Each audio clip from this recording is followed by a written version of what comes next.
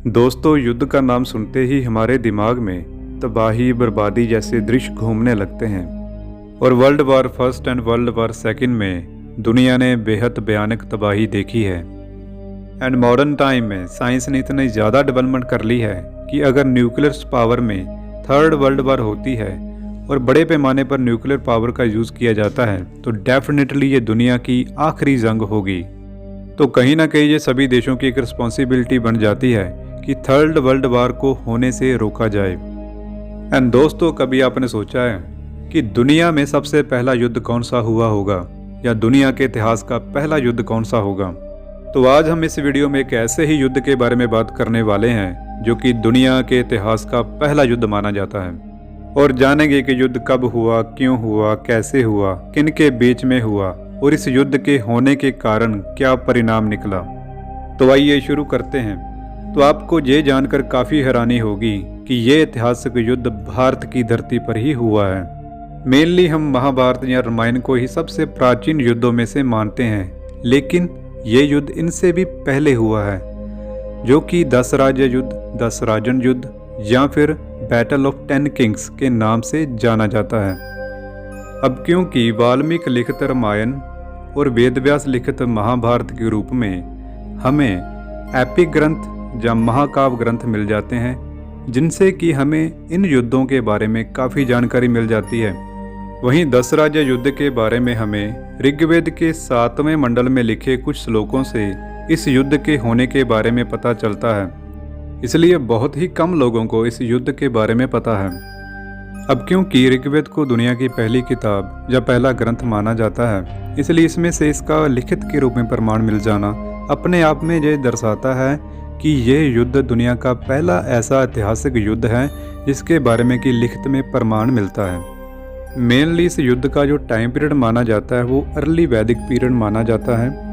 और अगर बात करें कि युद्ध कहाँ पर हुआ है, तो ये मॉडर्न रावी नदी, जिसे कि हम वैदिक काल में पुरुषनी या इरावती रिवर कहते हैं, उसके किनारे राजा सुदास और उसके खिलाफ बनाए गए 10 राजाओं के गुट या संघ के बीच में हुआ है।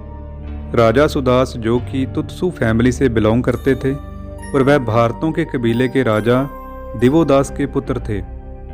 दूसरी ओर 5 मेन जन पुरु, यदु, तुर्वसा, अनु, ध्रुवा और 5 अन्य जन अलीना, पख्ता, भालनास, शिवा, विष्णनी, इन 10 ने मिलकर राजा सुदास के खिलाफ आक्रमण किया था। और इन 10 राजाओं का नेतृत्व पुरु कबीले के राजा संवरण ने किया।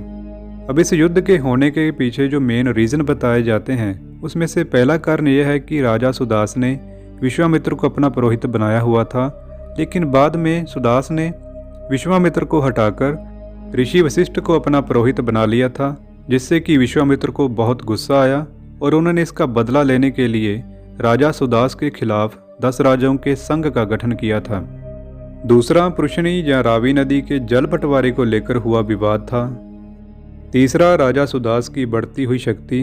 कहते हैं कि राजा सुदास के पिता दिवोदास ने इंद्र की सहायता से 99 सिटीज़ को डिस्ट्रॉय कर दिया था, और इसके बाद राजा सुदास के टाइम इनमें बसने वाले 10 कबीलों ने एकजुट होकर राजा सुदास के खिलाफ युद्ध करने का निश्चय कर लिया था।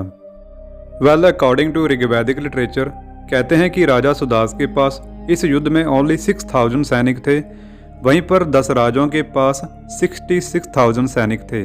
लेकिन फिर भी राजा सुदास की इस युद्ध में जीत होती है, जिसका कि मेन रीज़न ये बताया जाता है कि राजा सुदास के सैनिकों के पास जो वेपन थे उसमें लोहे का प्रयोग हुआ था, बल्कि दूसरे राजाओं के सैनिकों के पास ऐसे वेपन नहीं थे। और इसके अलावा इस युद्ध को जीतने के पीछे राजा सुदास की सूरवीरता और ऋषि वशिष्ठ का अहम योगदान माना जाता है। तो केवल एक दिन चले इस युद्ध में राजा सुदास को एक बड़ी जीत प्राप्त होती है। अब इसमें भारतीय कबीले की जीत हुई थी, जिसके कारण भारत नाम उभर कर सामने आता है। अब मेनली क्योंकि इस युद्ध में विश्वामित्र की हार हुई थी, जिसके कारण कि उनको काफ़ी लंबे समय के लिए अंडरग्राउंड भी रहना पड़ा। तो ये था 10 राज्य युद्ध, जो कि दुनिया के इतिहास का पहला युद्ध माना जाता है, जो कि भारत और मेनली पंजाब की धरती पर हुआ।